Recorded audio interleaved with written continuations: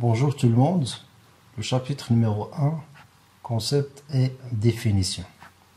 On va commencer par définir c'est quoi la thermodynamique. Il s'agit d'une science qui traite l'échange de la chaleur et du travail, ainsi que des propriétés des substances qui ont un rapport avec ces types d'énergie, c'est-à-dire la chaleur et le travail. Vous avez sur ce diapo des exemples. Donc le premier exemple, c'est le chauffage de l'eau. Donc on passe d'un état caractérisé par 25 degrés à un autre état final caractérisé par 40 degrés. Le deuxième exemple, c'est la fusion de la glace. C'est le changement d'état. Donc la fusion se réalise à une température ambiante T égale 0 degré. Le troisième exemple, il s'agit de la détente et la compression. Comme vous voyez ici, vous avez une seringue. Donc la seringue est fermée par un bouchon, contient 300 mm. Donc lorsque vous appuyez dans ce sens, on dit qu'il s'agit de la compression. Vous comprimez l'air qui se trouve dans cette chambre. Dans l'autre sens, c'est-à-dire dans ce sens-là, vous avez la détente. Le volume augmente, la pression diminue. Et finalement, vous avez l'exemple que vous avez ici, c'est la machine à vapeur. En thermodynamique, on parle, dans le langage, on utilise le système, le milieu extérieur, etc. Parce qu'il y a un échange d'énergie sous forme de chaleur et de travail entre le système et le milieu extérieur. Donc c'est quoi un système? C'est tout simplement une zone limitée par une frontière. Et tout ce qui est derrière ou bien à l'extérieur de ce système, on dit qu'il s'agit de milieu extérieur. Donc en général, il y a trois systèmes. Vous avez le système fermé, ouvert et isolé. On va commencer par définir c'est quoi un système fermé. Il s'agit d'un système qui peut échanger de la chaleur et du travail, mais pas de la matière. Bien sûr avec le milieu extérieur. Sa masse est constante dans le temps. Donc ici par exemple, comme vous voyez, vous avez une possibilité d'échanger de chaleur, mais pas de quoi de la matière. Le deuxième exemple, c'est le système ouvert. Il s'agit d'un système qui peut échanger de la matière avec le milieu extérieur, en plus de la chaleur et du travail, c'est-à-dire en plus de l'énergie. Donc les deux sont possibles, la matière et la chaleur et le travail, c'est-à-dire l'énergie. Bien sûr, avec le milieu extérieur. Sa masse peut varier dans le temps. Le troisième, c'est le système isolé. C'est un système qui n'échange ni matière, ni chaleur, ni travail avec le milieu extérieur. Comme vous voyez ici, vous avez un gaz enfermé. Et ici, vous avez des parois qui sont isolées thermiquement. Bien sûr, l'isolation du milieu ou bien du système par rapport au milieu extérieur. Donc on peut mettre ou bien dresser ce tableau et mettre les trois systèmes ouverts. Okay. Donc les systèmes ouverts vis-à-vis l'échange d'énergie et vis-à-vis l'échange de la matière. Donc fermé oui pour l'échange d'énergie et non pour l'échange de matière. Système ouvert oui pour les deux et système isolé non pour les deux. C'est-à-dire pas d'échange d'énergie et pas d'échange de matière.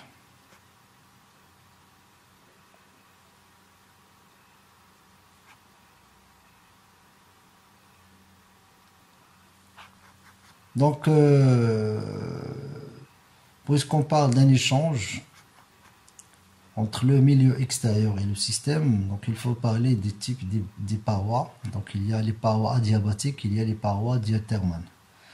Donc les parois d'une enceinte sont dites diathermales quand elles permettent les échanges de chaleur avec le milieu extérieur. Comme vous voyez ici, vous avez une possibilité d'échanger de chaleur entre le milieu extérieur et le système. Les parois adiabatiques, ce sont des parois qui ne permettent pas d'échanger de la chaleur avec le milieu extérieur. Comme vous voyez ici, pas d'échange de chaleur avec le milieu extérieur. En thermodynamique, on parle toujours de l'équilibre thermodynamique. L'équilibre thermodynamique, ça veut dire quoi l'équilibre thermodynamique? Donc si vous prenez un système en équilibre thermodynamique, ce système il a des variables thermodynamiques, ce qu'on appelle les variables θ, la pression, le volume et la température T. Ces variables d'état sont constantes dans le temps. Okay? Donc on dit qu'un système est en équilibre thermique si les différentes variables P, V, T sont constantes dans le temps et s'il n'y a aucun échange entre ce système et son milieu extérieur ainsi qu'entre les différentes. Donc on va commencer par l'équilibre mécanique. L'équilibre thermodynamique comprend à la fois l'équilibre mécanique, thermique et l'équilibre chimique. On va commencer par l'équilibre mécanique. L'équilibre mécanique, un système est en équilibre mécanique quand il n'existe aucune force non compensée, aussi bien à l'intérieur du système qu'entre le système et le milieu extérieur. Donc on peut dire que la pression, vous avez la pression intérieure CP du système, vous avez la pression extérieure du milieu extérieur, donc la pression extérieure est égale P. Vous avez égalité de pression entre les pressions intérieures et la pression du milieu extérieur. Donc ça c'est l'équilibre mécanique. L'équilibre thermique, quand la température est la même en tous ces points, c'est-à-dire en tout point du système, et qu'elle est aussi la même que celle du milieu extérieur, c'est-à-dire température extérieure est égale à la température intérieure de ce système. Donc on dit qu'il s'agit d'un système en équilibre thermique. Et finalement, vous avez l'équilibre chimique. Un système est en équilibre chimique quand il n'est pas le siège d'une réaction chimique provoquant une modification de sa structure interne. Maintenant, on va parler de l'équation d'état d'un système en équilibre thermodynamique. Donc, au thermodynamique, il faut définir à chaque instant, pour connaître l'état d'un système, il faut définir un certain nombre des variables mesurables, telles que donc, la quantité de mouvement, la pression, le volume et la température. Okay, ce qu'on appelle les variables d'état.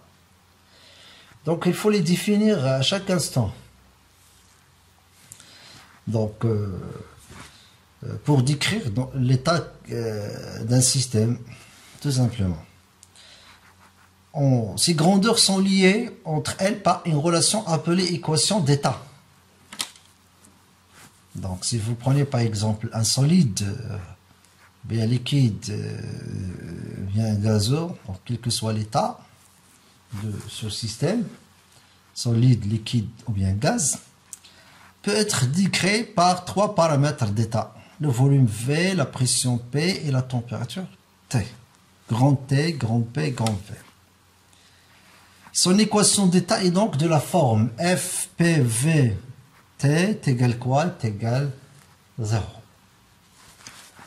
À titre d'exemple, c'est le gaz parfait.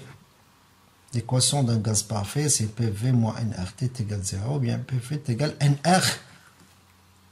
P c'est la pression, V c'est le volume, petit n c'est le nombre de moles, R c'est la constante d'un gaz parfait, et finalement T c'est la température de ce système.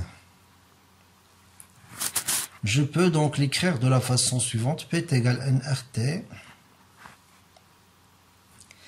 Maintenant, on va parler des coefficients thermoélastiques. Donc, pour connaître quelques informations sur le système, et à partir de l'équation d'état, FPVT est égal à 0, on peut prévoir les propriétés thermoélastiques d'un fluide homogène en déterminant ses coefficients thermoélastiques.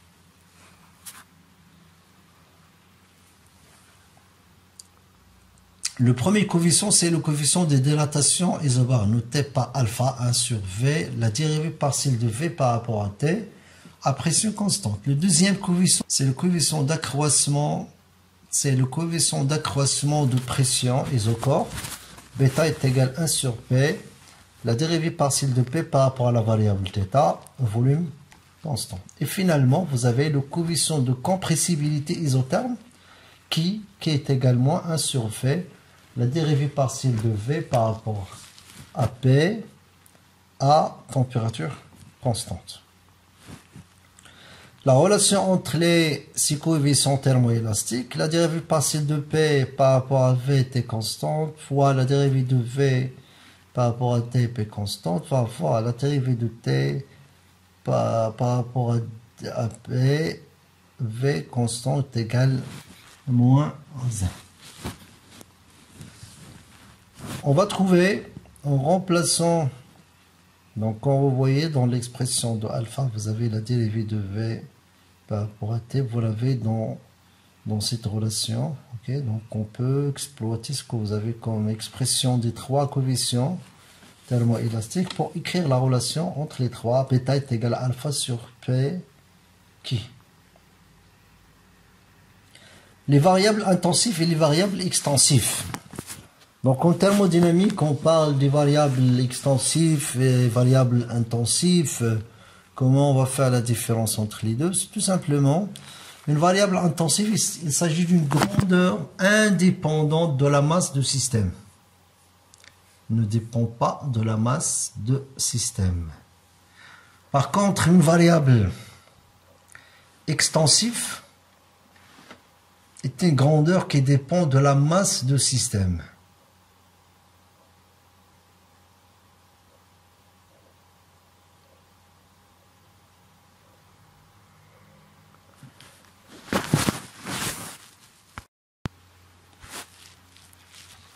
Donc la variable intensive, c'est une grandeur indépendante de la masse. Une variable extensive, c'est une grandeur qui dépend de la masse du système. Donc dans ce tableau, vous avez quelques exemples. Donc la pression, il s'agit d'une variable intensive. Le volume, c'est une variable extensive. La masse, la même chose, extensive. La température, c'est une variable intensive. Le nombre de moles aussi, c'est une variable extensive. La chaleur, la même chose, c'est une variable extensive. L'énergie, c'est une variable extensive. On remarque, si vous avez deux variables extensives, le rapport entre les deux, ça va donner une variable intensive. C'est le cas de la masse volumique. Rho est égal à M sur V. Voilà, donc la masse volumique, il s'agit d'une variable intensive, malgré que vous avez le volume et la masse sont des variables extensives. Le rapport entre les deux, ρ m sur v, il s'agit d'une variable intensive. La fonction d'état, donc on a déjà vu dans la première partie, dans le complément mathématique, que si vous avez une forme différentielle totale exacte, parmi ses propriétés, il y a ce qu'on appelle la fonction d'état. C'est-à-dire la fonction ne dépend pas du chemin suivi, dépend tout simplement de l'état initial et de l'état final. Donc je peux écrire, donc f est une fonction d'état, je peux écrire delta f, la variation est égale f2 moins f1, c'est-à-dire la f à l'état final moins f à l'état initial. Donc, quel que soit le chemin suivi, c'est-à-dire qu'on ne dépend pas du chemin suivi puisqu'il s'agit d'une fonction d'état. Donc, exemple, l'enthalpie H, l'énergie interne U, ce sont des fonctions d'état. Donc, je peux écrire delta H, delta U est égal H2 moins H1, là, delta U est égal U1 moins U2. Par contre, le travail oméga et la chaleur Q ne sont pas des fonctions d'état, ce sont des fonctions qui dépendent du chemin suivi. Donc, des représentations graphiques d'un état. Donc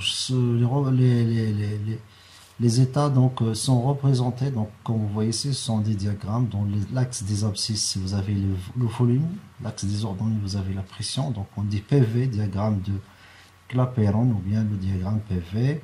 Donc ça c'est le diagramme PT, T horizontal, P vertical. La même chose le diagramme VT, vous avez la température sur l'axe des abscisses et le volume sur l'axe des ordonnées. Donc les états sont représentés par des points. Vous voyez, donc ce point-là représente un état. Ça c'est l'état A, caractérisé par PAVA. Ça c'est l'état B, caractérisé par PBVP. Donc PB c'est la pression, il suffit de faire la projection, je trouve le PB. Et le volume VB, je fais la projection orthogonale sur l'axe des abscisses, je trouve le volume VB. Les transformations d'un système, donc on appelle transformation d'un système le passage du système d'un état d'équilibre thermodynamique dit état initial à un autre état d'équilibre thermodynamique dit état final. Donc le fait de passer d'un état, ce qu'on appelle l'état initial, à l'état final, on dit qu'il s'agit d'une transformation. Donc vous avez des transformations infinitésimales, des transformations réversibles. Donc on va parler donc de quasi-statique. Des transformations irréversibles, des transformations particulières, que ce soit isobare, isocore, et isotherme et adiabatique. On va commencer par la transformation infinitésimale. On parle d'une transformation infinitésimale lorsqu'un système thermodynamique passe de l'état initial à l'état final, bien sûr en équilibre thermodynamique, très proche. Donc l'état final est très proche de l'état initial, c'est-à-dire on parle des légères variations des variables d'état, c'est-à-dire delta P, delta V, delta T, ce sont des légères variations, donc lorsqu'il s'agit de transformation infinitésimale. Maintenant la transformation réversible. Donc c'est une transformation constituée par une suite continue d'états d'équilibre thermodynamique. C'est-à-dire, je passe de l'état initial à l'état final. Okay. Donc, ils sont deux états à l'équilibre thermodynamique. Donc, ce passage de l'état initial à l'état final à travers des états intermédiaires. Et à chaque instant, vous avez l'équilibre thermodynamique. Donc, comme vous voyez ici, vous avez donc ça c'est le niveau qui représente l'état initial. On ajoute une petite masse, okay, d'une façon lentement. Donc voilà, j'ajoute la première petite masse, ensuite la deuxième, la troisième, etc. jusqu'à la masse finale. C'est-à-dire la transformation est réalisée d'une façon lentement. Voilà. En passant de l'état initial à l'état final. Donc ce passage est réalisé en traversant des états intermédiaires. Ce sont des états qui vérifient l'équilibre thermodynamique. Dans la pratique, une transformation peut être considérée comme réversible si elle est effectuée très lentement. Il n'y a pas de force dissipative, les frottements, l'hystérésis, etc. aussi bien à l'intérieur que du système, contre le système et le milieu extérieur. Donc ça, ce sont les deux conditions lorsqu'on parle d'une transformation réversible en pratique. Voilà. Donc il faut signaler que lorsqu'il s'agit d'une transformation réversible, donc il y a une possibilité d'effectuer la transformation en sens inverse, en repassant par les mêmes états d'équilibre, c'est-à-dire par le même chemin d'aller, on revient à l'état initial par le même chemin d'aller, c'est-à-dire en repassant par les mêmes états d'équilibre intermédiaires. Donc ça c'est la transformation réversible. Maintenant la transformation réversible, il s'agit d'une transformation durant laquelle le système est hors équilibre lors de son passage de l'état initial à l'état final. C'est-à-dire, je passe de l'état initial à l'état final. Et ce que je connais, c'est tout simplement les variables d'état de l'état initial et les variables d'état de l'état final. Par contre, tout ce qui est donc entre les deux états initial et final, donc le système est hors équilibre. Donc, aucune information. Le système n'a pas donc le temps nécessaire pour atteindre l'équilibre thermodynamique entre les deux états initial et final. Dans la pratique, une transformation irréversible est une transformation qui soit s'effectue rapidement, soit s'effectue en présence des forces de frottement, soit s'effectue rapidement et en présence de frottement. Comme vous voyez sur cette image, par rapport à l'image qui est de la transformation réversible, ici on ajoute la masse totale directement en passant de l'état initial à l'état final d'une façon donc, brusque, rapide, spontanée, etc. Donc on dit qu'il s'agit d'une transformation irréversible. Bien sûr, le retour à l'état initial en repassant par les mêmes états intermédiaires est tout à fait impossible. Donc ça c'est la définition de la transformation irréversible.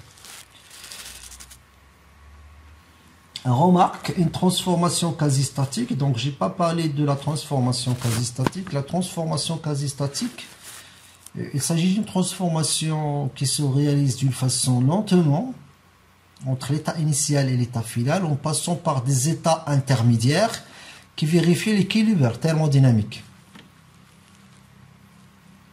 D'accord? Donc c'est la même définition que j'ai donnée tout à l'heure à la transformation réversible. La seule différence que cette dernière, c'est-à-dire la transformation réversible, il y a la possibilité de retour à l'état initial en repassant par les mêmes états intermédiaires, c'est-à-dire par le même chemin. C'est ça la différence entre quasi-statique et transformation réversible. Une transformation réversible ou bien quasi-statique n'est pas nécessairement réversible. Donc si vous prenez le cas par exemple d'un ressort à faible allongement, ok, donc je peux, transformation lente à faible allongement, je peux revenir à l'état initial. C'est une transformation lentement, c'est-à-dire quasi statique, avec des allongements faibles. Je peux retenir à l'état initial en supprimant les deux forces qui ont provoqué l'allongement faible. Par contre, si vous prenez le même ressort, vous appliquez deux forces et vous obtenez par exemple des allongements très grands, très importants, ok, malgré que vous avez fait l'expérience d'une façon lentement, c'est-à-dire lentement quasi statique, mais avec des allongements qui sont très importants. Dans ce cas, lorsque vous relâchez les deux forces, ok, appliquées sur le ressort, on ne peut pas atteindre l'état initial.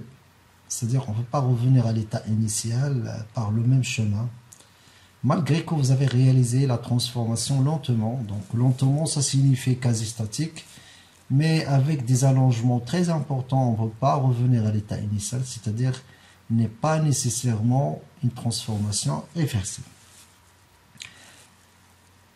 Une transformation, donc rappel, une transformation est réversible si la transformation inverse, c'est-à-dire le retour, passe par les mêmes états intermédiaires dans le sens inverse. Les transformations particulières, on va commencer par la transformation isobare, comme vous voyez P constante.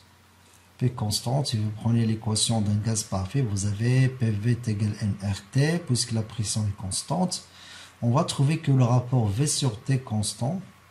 Donc ça c'est la transformation isobare. Donc ça va donner toujours un segment horizontal. Vous avez donc la pression constante. Dans ce sens, on parle de chauffage isobare. Dans l'autre sens, on parle de refroidissement isobare. La deuxième transformation, c'est isocore. Isocore, c'est-à-dire le volume est constant. Donc toujours d'après l'équation d'un gaz parfait, on va trouver P sur T est égal et constant, le rapport entre la pression et la température. Dans ce sens, donc V constant, dans ce sens, on parle de chauffage. Dans l'autre sens, on parle de refroidissement. La troisième transformation, c'est isotherme, T constante. T constante, d'après l'équation d'un gaz parfait, PV est égal nRT, ça veut dire le produit PV, c'est constant. La même chose adiabatique. Donc adiabatique, vous avez PV est égal constant, le produit PV est égal constant. Ok, donc vous voyez la forme, il s'agit d'une forme hyperbole. Donc ça c'est la forme en rouge de l'isotherme, ça c'est la forme adiabatique. Qu'est-ce qu'on peut dire? On peut dire que l'isotherme est plus courbé que la transformation adiabatique. Adiabatique, c'est-à-dire pas d'échange de chaleur entre le milieu extérieur et le système. Donc, dans ce sens, vous avez la compression, la pression augmente. Ok, dans ce sens, vous avez la pression augmente. Ok, même sens que l'axe désordonné. Et dans l'autre sens, la pression diminue, on parle de la détente. Maintenant, une transformation cyclique. Donc ça, c'est une transformation cyclique. Ok, vous avez ici des exemples. Donc A vers B, B vers C, et je reviens à l'état initial A. La même chose ici, vous avez 1 vers 2, 2 vers 3 et 3 vers 1. Je reviens toujours à l'état initial. La même chose ici, vous avez le A vers B, B vers C, C vers D, et je reviens à l'état initial A. Donc un système décrit un cycle quand il retourne à l'état initial. Donc vous avez, comme vous voyez, je retourne toujours à l'état initial après avoir effectué un certain nombre de transformations. Un cycle peut être réversible ou irréversible. Un cycle est réversible lorsque toutes les transformations qui le composent sont réversibles. Donc AB réversible, BC réversible, CA réversible. Dans ce cas, on dit qu'il s'agit d'un cycle réversible. Si vous avez une seule transformation n'est pas réversible, on dit qu'il s'agit d'un cycle irréversible. La pression, donc parmi les variables d'état qui décrit l'état d'un système à un instant donné, donc il y a la pression notée grand P, c'est tout simplement le rapport de la force sur la section. L'unité de la pression en newton par mètre carré ou bien pascal noté par PA. D'autres unités sont utilisées. Le bar est égal à 10 à la puissance 5 pascal. L'atmosphère est égale à 1,013 10 à la puissance 5 pascal. Ou bien ce qu'on appelle le millimètre de mercure. Un atmosphère est égal à 160 millimètres de mercure. Donc ce sont des unités qu'on peut les utiliser. Dans le système international, on utilise pascal ou bien newton par mètre carré. La deuxième variable d'état, toujours, c'est la température par le toucher. Un individu a la sensation physiologique que certains corps sont chauds et d'autres sont froids.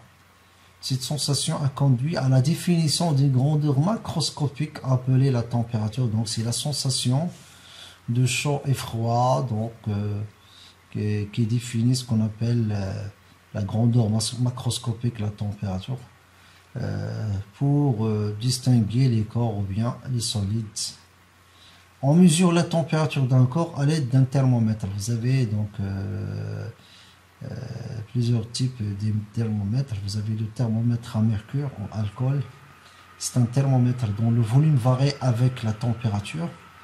Il y a aussi le thermomètre à résistance de platine. C'est un thermomètre dont la résistance varie avec la température. On utilise l'échelle Celsius. Donc vous avez avec deux repérages, donc T égale 0, T qui correspond à la température d'équilibre de mélange, l'eau à l'état liquide et l'eau à l'état solide glace, bien sûr sous la pression atmosphérique normale. Et T égale 100 degrés, qui correspond à la température d'équilibre du mélange, l'eau liquide et l'eau vapeur sous la pression toujours atmosphérique normale, 1 atmosphérique. Donc vous avez deux repérages, T égale 0, T égale 100 degrés. Et dans le système international, on utilise le Kelvin. Kelvin, c'est noté par K. Ici, vous avez la relation entre le Kelvin et le Celsius. Vous avez température Kelvin est égale à la température Celsius plus 273,15. Donc, dans ce tableau, vous avez d'autres échelles utilisées pour la température avec les repérages. La troisième variable d'état, c'est le volume, donc noté par V. L'unité, c'est en mètres cubes dans le système international. En pratique, on utilise le litre comme unité de volume. Un litre est égal à 1 décimètre cube, est égal à 10 à la puissance moins 3 mètres cubes. Et 1 mètre cube est égal à 10 à la puissance 3 litres. Donc c'est très important de retenir les différentes unités pour faire les bonnes transformations. Et ça sera tout pour le premier chapitre.